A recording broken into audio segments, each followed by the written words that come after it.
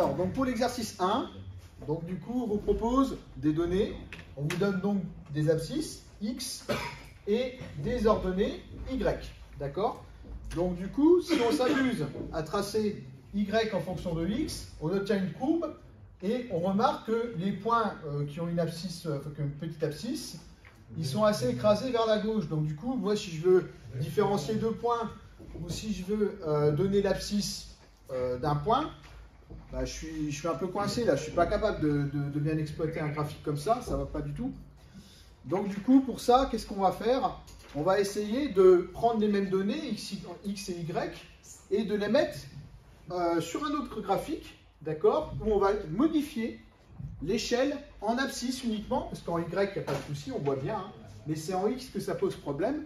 Donc du coup, on va utiliser les échelles log, d'accord, mais uniquement pour les abscisses. Donc du coup, au lieu d'avoir 1, 2, 3 jusqu'à 10 millions, je vais carrément graduer par décade.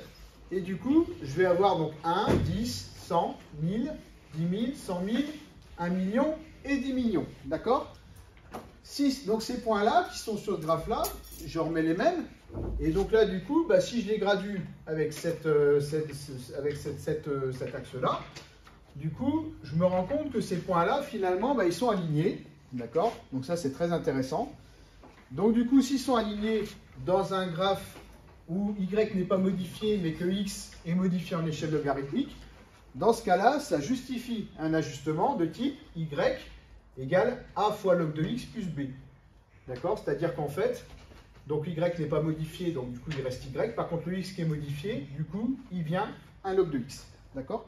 Donc c'est un ajustement affine où on va utiliser donc les propriétés des fonctions affines classiques de type calcul de pente. D'accord?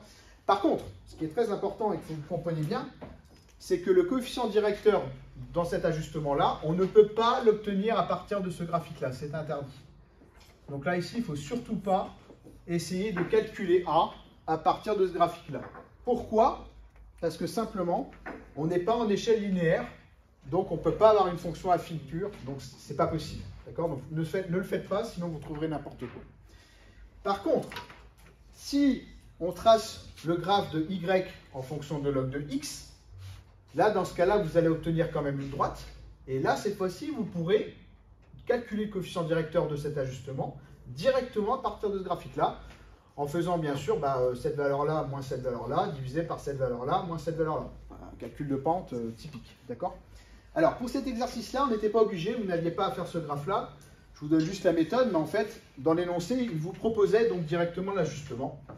Donc du coup, on le prend pour argent comptant, et du coup, c'est cet ajustement-là qui est proposé et qu'on va réutiliser.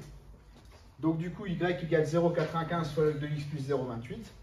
Alors, qu'est-ce que je vais faire pour montrer que cet ajustement il fonctionne bien? Je vais donc reprendre mes valeurs de x, d'accord, que je vais du coup calculer en remplaçant donc ces valeurs de x ici. Donc ça va faire 0,95 fois log de x plus 0,28. Donc ça va me donner du coup ces valeurs-là, d'accord.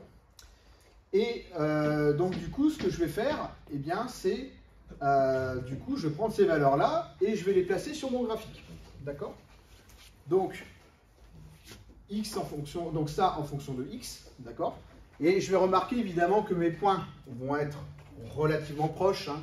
C'est normal parce qu'ils sont tous en fait alignés sur une droite.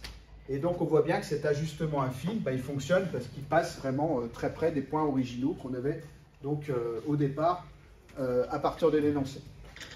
Voilà.